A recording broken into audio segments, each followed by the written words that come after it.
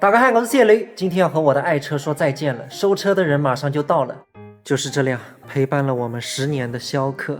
在这里我也要感谢一下镜子舅舅家，因为这个车是镜子当初的嫁妆，那么是镜子舅舅家付的全款，非常感谢他们。这辆车陪我和镜子度过了20岁到30岁这个人生非常重要的10年。当然车身上面也布满了伤痕，我后面都没有去修，有些伤痕我是记忆犹新。这个伤口是2016年6月份刚提车没多久，当时在外公家，外公的电瓶车蹭了一下，后面补上来的漆现在也掉了。大家看这边是凹下去的，是有一年大雪停在外婆家，然后一个冰砸下来，就砸到凹下去了。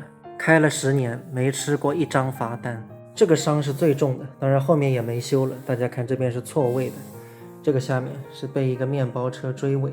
当时本来是可以叫交警去修去走保险的，但是因为我们急着赶演出，所以就不了了之了。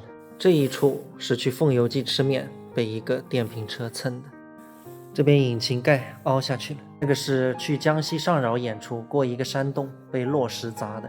这辆10年的老车浑身是伤，然后里面也没有那种电动座椅啊什么的，就是基本的配置，上面是一个天窗。看看这辆车能卖多少钱？验车要多久？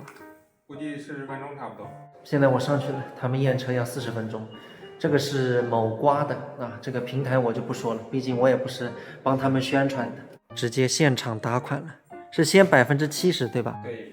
现在把车里的东西都拿掉，还有这个宝宝椅，效率还是很高的，尾款是5天后。今天这个车从验车到现在卖掉1个小时。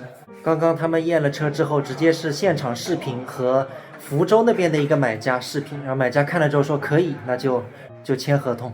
过户的话，正常他那边运到那边，买家看一下车没问题的话，正常就带他办。卖掉了，这个某瓜办事还是蛮利索的。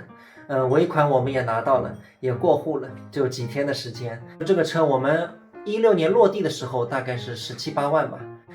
我给大家5秒钟，你们猜猜看多少钱？1 hour later， 反正能卖4万多，我还是蛮开心的。我知道很多朋友肯定会问，是4万多少呢？具体到多少我不能说，因为这个是平台的规定，而且也要顾及到买家，是不是？反正我是没有出任何中介费和佣金，能够卖到4万多，我是挺开心的。欢迎写给我这个汽车小白，你们觉得我有没有被坑？这次卖车，欢迎大家留言。